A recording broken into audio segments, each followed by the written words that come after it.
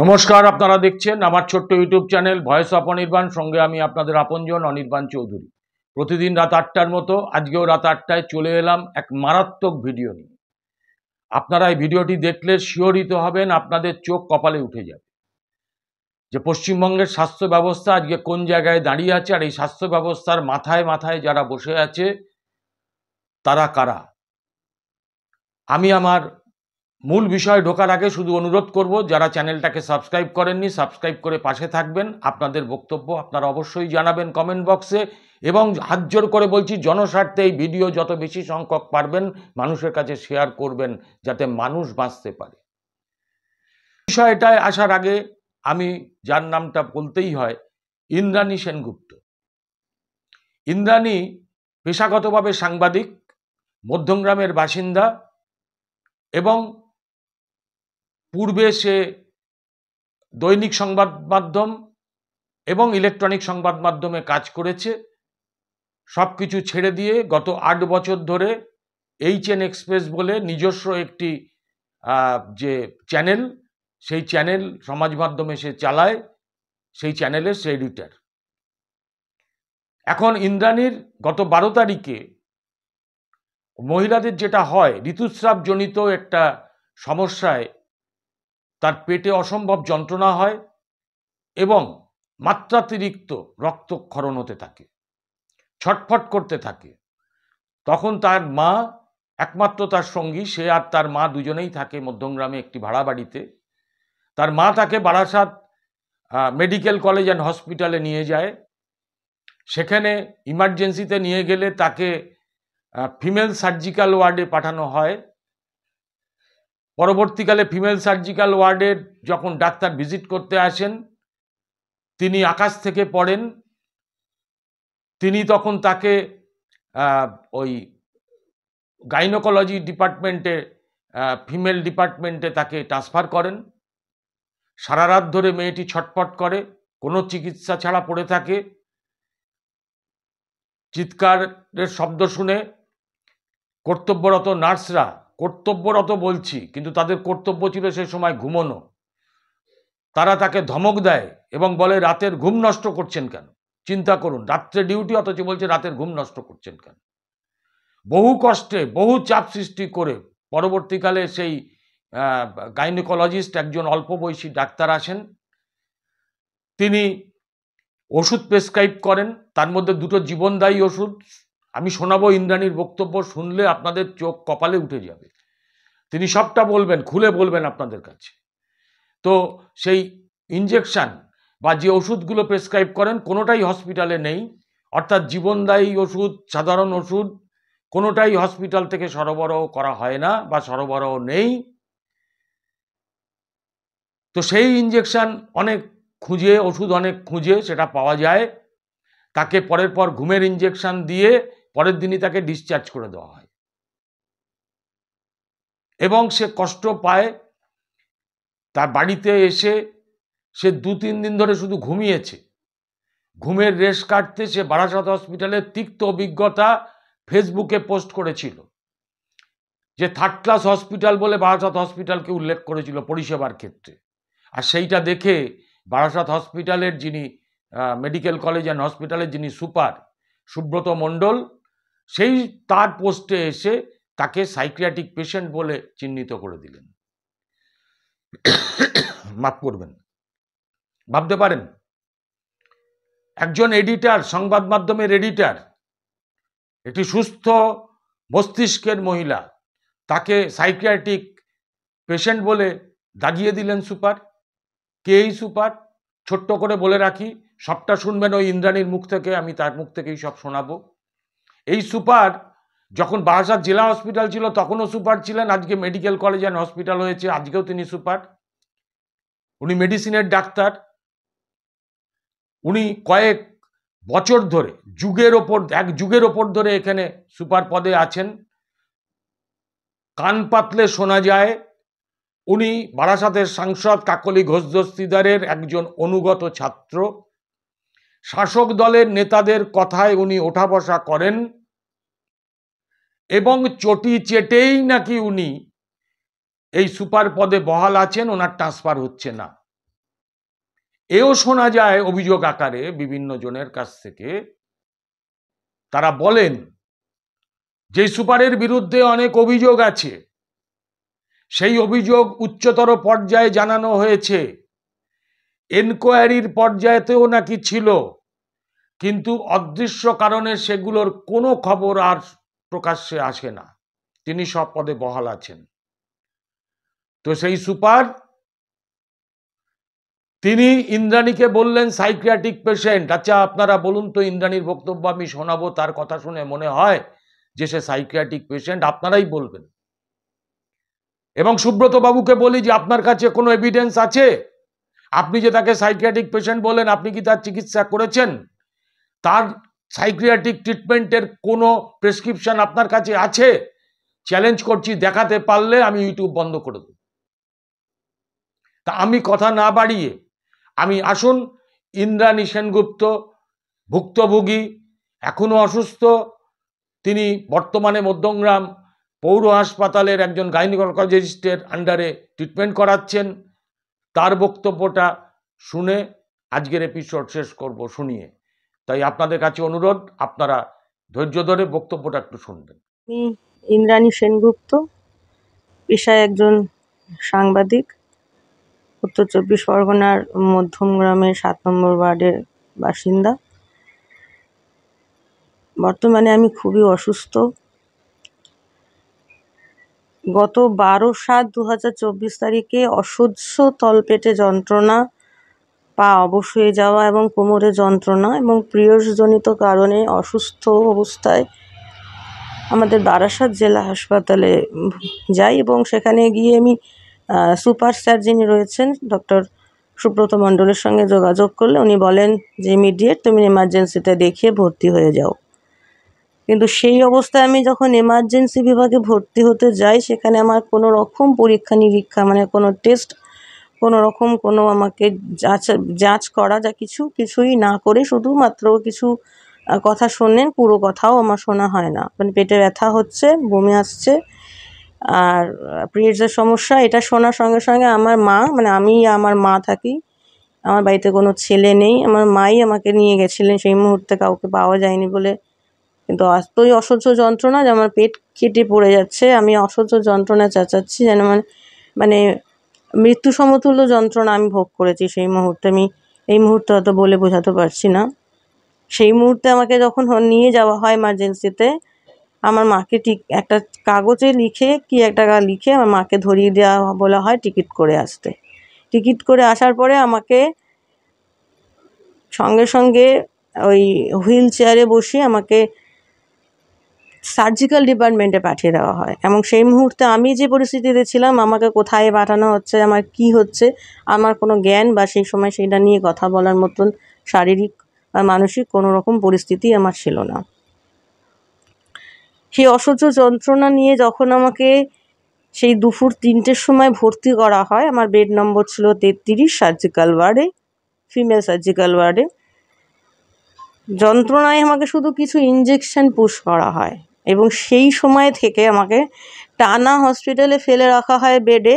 কোনো ডাক্তার আসে না। আর আমার মা বারবার করে গিয়ে যখন নার্স ডাক্তারদের বলতে থাকে, যেখানে ওখানে যিনি স্টাফ ফিজিশিয়ান ছিলেন এবং যারা নার্সরা ছিলেন তাদের কাছে গিয়ে আমার মা যখন যন্ত্রণায় ছটফট করছে দেখে বলতে থাকে, তখন এসে মাঝে মাঝে কয়েকটা করে শুধু পেন কিলারের ইঞ্জেকশন আমাকে দিয়ে যাওয়া হয়।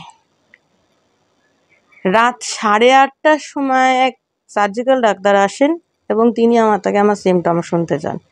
এই সিমটম শোনার পর তিনি আমাকে বলছেন যে তোমাকে এখানে কে ভর্তি করেছে, তুমি তো এই ডিপার্টমেন্টে ভর্তি হওয়ার জন্য, তোমার সিমটম নয়, তোমাকে এই মুহূর্তে গাইনি ডিপার্টমেন্টে যাওয়া দরকার। তো আমি ওকে বললাম, স্যার আমি আপনাকেও যেরকম সিমটম বলেছি, আমি এমার্জেন্সিতেও আমার সেই কথাটাই বলেছি, ওনারা আমার কথাটা পুরোপুরি যদি না শুনে থাকেন, সেটা তো স্যার আমার সেই সময় সেই মুহূর্তে সেই রকম ক্ষমতা ছিল না যে সেটা নিয়ে তর্ক বিতর্ক করব। তো বলছে উনি নিজে ছিছি করছেন এবং নিজে বলছেন যে এখানে এরকমই ট্রিটমেন্ট হয়, তোমাকে এমার্জেন্সি থেকে নিশ্চয়ই কোনো ডগির ডাক্তার এখানে পাঠিয়েছে, কারণ তোমার উচিত হচ্ছে গাইনি ডিপার্টমেন্টে গাইনি ট্রিটমেন্ট, তোমার সমস্যাটা গাইনি।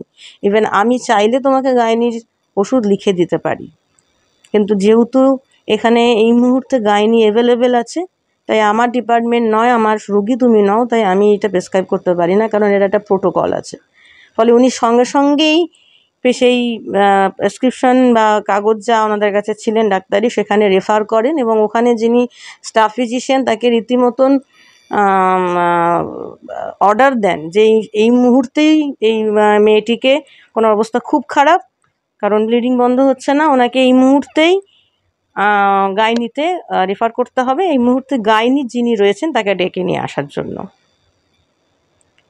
কিন্তু কোনো কোনো উচ্চ বাচ্চা হয় না এবং সঙ্গে সঙ্গে একটা পেন কিলার দিতে বলে। অসহ্য যন্ত্রণায় আমি তখন ছটফট করছি, চিৎকার করছি, কাঁদছি যন্ত্রণায়, কিন্তু কোনো ওষুধ আমাকে দেওয়া হয় না। মানে ইঞ্জেকশন 8:30টায় বলে যাওয়ার পর আমি 10:30টার সময় একটা ইঞ্জেকশন পাই, কিন্তু ডাক্তার আসে না। এবং আমার মা বারবার করে যখন সেই নার্সদের কাছে গিয়ে বলেন যে গাইনি কখন আসবেন, গাইনি ডাক্তারকে কখন পাঠানো হবে, উনি বলে দিলেন যে আমাকে মেয়েকে গাইনি ওয়ার্ডে শিফট করার জন্য, কিন্তু তিনি বলে যাওয়ার পরও কোনো গাইনি ডাক্তার আসেনি।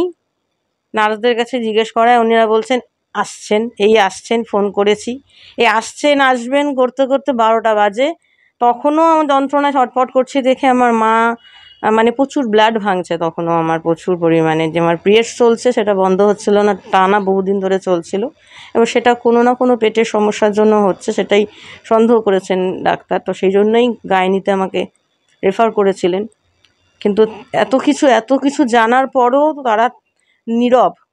সেই হাসপাতাল কর্তৃপক্ষ, মানে সুপারের সঙ্গে যোগাযোগ করেছি, তিনিও নীরব, তার থেকেও কোনো রকম কোনো সহযোগিতা পাইনি, ডাক্তার নার্সদের থেকেও পাইনি। যে গাইনি রয়েছেন ওই সময় ওই বারাসাত হাসপাতালে, যিনি ছিলেন গাইনি ডিপার্টমেন্টের, তার কোনো পাত্তা পাওয়া যায়নি। রাত 12টার সময় বলছেন নার্সরা যে আজকে আর গাইনি আসবে না, আমার কথা বলতে খুব কষ্ট হচ্ছে, তবু আমি বলছি, গাইনি বাড়ি চলে গেছেন। তারপরও মা যখন তাকে অনুরোধ করছেন, আমার মাকে যা তা নয় বলে মুখ করছেন, করার পরে বলছে যে আপনার মেয়ের জন্য কি আমরা ডাক্তারকে বাড়ির থেকে গিয়ে তুলে নিয়ে আসবো? এটা কি কোনো মুমূর্ষু রোগীর জন্য সঠিক স্বাস্থ্য পরিষেবা বলে মনে হয়? একটা বারাসাত জেলা হাসপাতাল এখন মেডিকেল কলেজে পরিণত হয়েছে, যা নিয়ে দিকে দিকে এত খবর, এত কিছু, এবং আমরা নিজেরাও সেটা নিয়ে খবর করেছি, যাতে মানুষ সঠিক পরিষেবা পায় বা পাচ্ছে, সাধারণ মানুষের চিকিৎসা যাতে ভালোভাবে হয়, সব মানুষই যাতে সেখানে গিয়ে এটা চিকিৎসা করতে পারে। কিন্তু এটা কি আদৌ চিকিৎসা পরিষেবা বলে মনে হয়? প্রথমত একটা ভুল ডিপার্টমেন্টে আমাকে ভর্তি করা হয়েছে, সেখান থেকে রেফার করা ডিপার্টমেন্টে আমাকে পাঠানো হয়নি। ইভেন রাত 1টা পর্যন্ত কোনো ডাক্তার আসেনি। যখন অসম্ভব যন্ত্রণায় চিৎকার করছি, তখন ফোন করে ডেকে জোর করে প্রায় নিয়ে আসা হয়েছে। একটা অল্প বয়সী ছেলে গাইনি ডাক্তার হিসেবে, তিনি 1:30 নাগাদ আসেন। আর আমার যন্ত্রণা সহ্য করতে পারছি না দেখে উনি কিছু ইঞ্জেকশন আর ওষুধ লেখেন, কিন্তু এমন ইঞ্জেকশন আর ওষুধ লিখেছিলেন যেটা সারা বারাসাতে সেই মুহূর্তে খুঁজে পাওয়া যায়নি। এবং আমাদের চার্চের একজন ফাদার রয়েছেন, পরিতোষ বালা, উনি অনেক হেল্প করেছেন, এবং উনি সেই সময় মধ্যমগ্রাম থেকে কিছু ওষুধ নিয়ে আসেন, কিন্তু সেই জীবনদায়ী যে ইঞ্জেকশনগুলো দরকার ছিল সেই মুহূর্তে, আমি জানি না সেটা কী বেসিসে ছিল, সেটা ডাক্তাররাই জানেন, কিন্তু সেই ইঞ্জেকশনগুলো পাওয়া যায়নি। এবং সেটা আসার পরে যখন ডাক্তারকে জানানো হয়, ডাক্তারকে বলছে না পাওয়া গেলে কিছু করার নেই, সকালে যদি পাওয়া যায় তখন দেওয়া যাবে। এটা কি কোনো চিকিৎসকের কথা হতে পারে? ইভেন বারবার নার্সদেরকে বিরক্ত করছে বলে আমার মাকে একজন ডাক্তার বলছে নার্সদের, ওই পাগলের সাথে কথা বলবেন না। একজন মুমূর্ষ রুগী চোখের সামনে যদি অসুস্থ হয়ে পড়ে থাকে, তার পরিবার কি করতে পারে? তার পরিবার ডাক্তারের কাছে যাবে, না তখন তার সন্তানের সুস্থতার জন্য সে পুলিশের কাছে যাবে, থানায় যাবে, বা শ্মশানে যাবে? আপনাদের কাছে আমার প্রশ্ন, কার কাছে যাবে? একজন ডাক্তারের কাছে, একজন নার্সের কাছে চিকিৎসার জন্যই তো একজন পরিবারের লোক, একজন বাড়ির লোক গিয়ে আকুতি মিনতি করবে। সেটাই আমার মা করেছে, সেটা নাকি আমার মা পাগলামি করছে। ভালো কথা, অনেক চেষ্টা করে যখন আমি আমার যন্ত্রণা সহ্যের বাইরে চলে যাচ্ছে, চিৎকার চেঁচামেচি করতে হচ্ছে যন্ত্রণায়, তখন নার্স ডাক্তার বলছে আপনার মেয়ের জন্য কি আমরা রাতে ঘুমাতে পারবো না? তাহলে আমার প্রশ্ন, একজন গাইনি পেশেন্টকে কি করে সার্জিক্যাল বিভাগে ভর্তি করা হয়? আর এই ধরনের পরিস্থিতিতে কর্তব্যরত হাসপাতাল কর্তৃপক্ষ কোথায়? কেন তিনি কোনো দায়িত্ব নিলেন না? বারবার ফোন করা সত্ত্বেও ফোন নট রিচেবল করে দেওয়া হলো, তাতে ফোন করে বিরক্ত করা হচ্ছে বলে। আর হাসপাতালে ডাক্তাররা নার্সরা রাতে ডিউটি করতে কি এসে ঘুমানোর জন্য, নাকি স্বাস্থ্য পরিষেবা দেওয়ার জন্য অসুস্থ মুমূর্ষ রুগীদের পাশে দাঁড়ানোর জন্য তারা মাস গেলে মাইনে পায়? হাসপাতাল কর্তৃপক্ষকে সবটা জানানোর পরও তার কোনো হেলদোল, কোনো কিছুই, কোনো হেল্প আমরা পাইনি। হাসপাতাল আধিকারিক সে সময় কোনো সহযোগিতা করেইনি। উপরন্তু যাকে রেফার করা হয়েছিল, মানে আমাকে যে রেফার করা হয়েছিল গাইনিতে, পরের দিন 13 তারিখ সকালে আমাকে ডিসচার্জ করে দেওয়া হয় এবং রাতে আমি যন্ত্রণায় চেঁচাচ্ছি, তাদের ঘুম হচ্ছে না বলে এমন ঘুমের ওষুধ দেয় যে সকাল থেকে আমি 3 দিন ঘুমিয়েছি। পরের দিন বাড়ি আসা পর্যন্ত আমি মাথা তুলতে পারছি না, আমার শরীর পুরো অসাড়, শরীর ছেড়ে দিয়েছিল। সেখানে না আমাকে স্ট্রেচার দেওয়া হয়েছিল, না আমাকে কোনো মানে আপনার গাড়ি দেওয়া হয়েছিল যেটাতে করে ঠেলে নিয়ে যাওয়া হয়, যে মানে ট্রলি বা স্ট্রেচার যেগুলোতে মানে বসিয়ে নিয়ে যাওয়া হয়, যে গাড়িগুলো, চেয়ারগুলো, কিছুই আমাকে সেই মুহূর্তে দেওয়া হয়নি। আমাকে বাড়ির লোক কোনো রকমে ধরে নিয়ে গেছে এবং সারা রাস্তায় আমি বমি করতে করতে ঘুমাতে গেছি। বাড়ি এসেছি তখন আমি প্রায় মৃত অবস্থায়। তাহলে আমার প্রশ্ন যে আজকে যদি একজন সাংবাদিক জানা সত্ত্বে আমার সাথে এই ধরনের ব্যবহার, এই ধরনের স্বাস্থ্য পরিষেবা বা এই ধরনের মানে জঘন্য চিকিৎসা পরিষেবা দুর্ব্যবহার করা হয়, তাহলে সাধারণ মানুষের সাথে কি হচ্ছে? আমরা সবাই জানি যে এই বারাসাত হাসপাতালে এর আগেও এরকম ধরনের অনেক ঘটনা ঘটেছে এবং এটা অনেক ঘটনা নিয়ে আমরাও খবর করেছি, আপনারাও খবর দেখেছেন। সেখানে আবারও আমার সাথেও ঠিক এই ধরনের অমানবিক কাজ করা হলো এবং এটা নিয়ে আমি যখন বাড়ি আসার 2 দিন পর ফেসবুকে এটা নিয়ে প্রতিবাদ করি, আমার সাথে এই ধরনের অমানবিক মানে ব্যবহার এবং এই ধরনের যে বাজে পরিষেবা দেওয়া হয়েছে, যে গাফিলতি, একটা ওয়ার্ড অন্য ওয়ার্ডে পাঠিয়ে দেওয়া হয়েছে, একটা ওয়ার্ডে যেখানে আমার যাওয়ার কথা, যে ট্রিটমেন্টের দরকার সেটা না করে এবং বিনা ট্রিটমেন্টে ফেলে রাখা হয়েছে, সেটা নিয়ে প্রতিবাদ করায় সেই পোস্টে এসে বারাসাতের সুপার সুব্রত মণ্ডল লিখছেন আমি একজন সাইকিয়াট্রিক পেশেন্ট, আমার কথায় যেন কেউ বায়াস না হয়। তাহলে এখানে আমার প্রশ্ন, উনি কি আমার ডায়াগনোসিস করেছেন? না, আমি যতদূর জানি উনি একজন সাধারণ মেডিকেল ডক্টর, উনি কি সাইকিয়াট্রিস্ট? কাউকে ওপেন ফোরামে এসে কাউকে সাইকিয়াট্রিক পেশেন্ট বলার কি কোনো অধিকার আছে? আইনতভাবে কি উনি ওটা বলতে পারেন? না বলা যায়?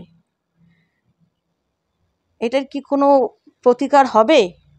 আজ মানুষ অসুস্থ হলে তাহলে কি বাড়িতেই মরে যাবে, বাড়িতেই মৃত্যুবরণ করবে, নাকি আদৌ যাবে? এরপরেও কি রাজ্যের মাননীয়া বলবেন যে রাজ্যের স্বাস্থ্য পরিষেবা খুবই উন্নত? এই কি স্বাস্থ্য পরিষেবার পরিকাঠামো? আমার প্রশ্ন রইল। আমি জানতে চাইলাম একজন রুগী এবং একজন সাংবাদিক হিসেবে, সাধারণ মানুষ হিসেবেও, একজন সাংবাদিক হিসেবেও আমি জানতে চাই, আমি প্রতিকার চাই এই জেলা হাসপাতালগুলোর। শুধু আজ বারাসাত নয়, আমরা খবরে চোখ রাখলে জানতে পারবো যে প্রত্যেকটা জেলারই হাসপাতালগুলো কিন্তু আজকে এই দুরবস্থায় ভুগছে। আজকে আমরা যদি এরকম প্রথম সারির, আমরাও যোদ্ধা, ডাক্তার, নার্স, পুলিশ থেকে আমরাও কিন্তু প্রথম সারির যোদ্ধা। আজকে যদি আমাদের সাথে এরকম হয়, তাহলে যারা সাধারণ, অতি সাধারণ গরিব ঘরের মানুষ, যারা সুচিকিৎসার জন্য যাচ্ছে, তাদের সাথে কি ঘটছে, তারা কি পাচ্ছে? এবং ইভেন আমি যখন ওখানে ভর্তি ছিলাম, যারা আমার পরিস্থিতি দেখেছেন এবং শুনেছেন, আমার সাংবাদিক, আমি পরিচয় জানার পর তারা এসেছেন আমার কাছে তাদের সমস্যা নিয়ে বলতে, কিন্তু সেই মুহূর্তে আমি এমন পরিস্থিতিতে ছিলাম না যে তাদের ভিডিও করব বা তাদের কথা আমি রেকর্ড করব। কিন্তু তারাও এসে আমার কাছে তাদের সমস্যার কথা বলেছে। ইভেন পরের দিন আমাকে ডিসচার্জ করে দিয়েছে, আর তারা কিন্তু নিজেরা বন্ড দিয়ে বেরিয়ে গেছে। তাহলে কোথায় পরিস্থিতি আজকে রাজ্যের স্বাস্থ্য পরিষেবা? কোথায় দাঁড়িয়ে রয়েছে বারাসাত জেলা মেডিকেল হসপিটাল, যাকে মেডিকেল হসপিটালে আখ্যায়িত করা হলো? তার এই পরিস্থিতি, এই দুর্নীতি